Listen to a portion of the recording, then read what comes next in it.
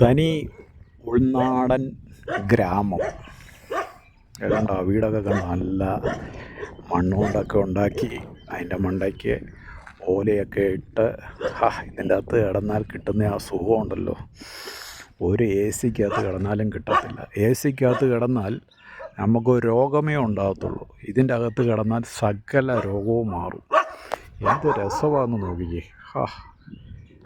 വലിയൊക്കെ വീടുകൾ വെച്ചാലും അതിനോട് ചേർത്ത് ഇതുപോലെ ഇങ്ങനെ ഓലപ്പുരയൊക്കെ വെച്ച് അതിൻ്റെ അകത്ത് ചാണകമൊക്കെ മെഴുകി താമസിക്കണം. നല്ലൊരു ഗ്രാമമാണ് ഇത് കേട്ടോ, അടിപൊളി. കറുത്ത പെണ്ണേ നിന്നെ കാണാഞ്ഞിട്ടൊരു നാളുണ്ട്, വരുത്തപ്പെട്ടേ ഞാനൊരു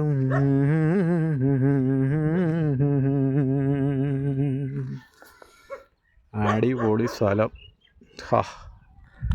നല്ല ഗ്രാമീണ പശ്ചാത്തലത്തിൽ സിനിമയൊക്കെ പിടിക്കാൻ പറ്റിയ ഒരു സ്ഥലമാണ് ഇത്. കണ്ടോ, അവർ ചെറിയൊരു പെര പണിതിട്ട് അതിനോട് തന്നെ ചേർത്ത് ഒരു ഓല ഷെഡും കെട്ടിയിട്ടുണ്ട്. അവർ കിടക്കുകയും വിശ്രമിക്കുകയും ചെയ്യുന്നത് ഇതിൻ്റെ അകത്താണ്. നോക്കിയേ, ഇങ്ങനെയുള്ള പരിപാടികളൊക്കെ നമ്മൾ കേരളത്തിൽ ചെയ്തെടുക്കണം. കണ്ടോ, വേണ്ട അപ്പുറത്തും അതുപോലെ തന്നെ ചെയ്തിട്ടുണ്ട്. അടിപൊളി. പരിചയമില്ലാത്തവരെ കണ്ടാൽ ഇവിടുത്തെ പട്ടി അളിയന്മാരൊക്കെ ഭയങ്കര കൂവല.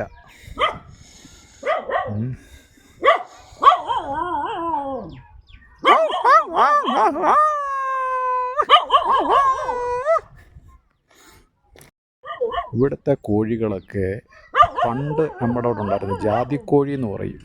പക്ഷേ ഈ കോഴികളെ ഇവിടെ ഉള്ളു കേട്ടോ. നമ്മുടെ അവിടുത്തെ കേരള മോഡൽ കോഴികളൊന്നും ഇവിടെ ഇല്ല. നല്ല നമ്മുടെ നാട് തോമാടെ മുട്ടൻ സാധനങ്ങളൊക്കെ ഇവിടെ ഉണ്ട്. ഇവൻ്റെ ചങ്കിലെ ചോര തോമാചായ ഇവിടെ ഉണ്ട് കേട്ടോ. അളിയന്മാരൊക്കെ ഇവിടെ ഇഷ്ടം പോലെ കിട്ടാനുണ്ട്. അപ്പോൾ ഇങ്ങോട്ട് വന്നാൽ മതി, നമുക്ക് നല്ല കറുത്ത കരിമുട്ടന്മാർ ഇവിടെ ഉണ്ട്.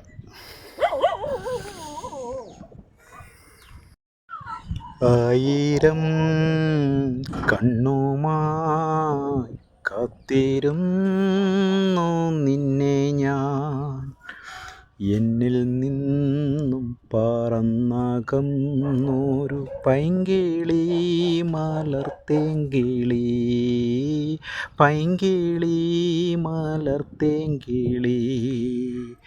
ആയിരം കണ്ണുമായി കാത്തിരുന്നു നിന്നെ ഞാൻ, എന്നിൽ നിന്നും പറന്നകന്നൊരു പൈങ്കിളി മലർത്തേങ്കിളി, പൈങ്കിളി മലർത്തേങ്കിളി.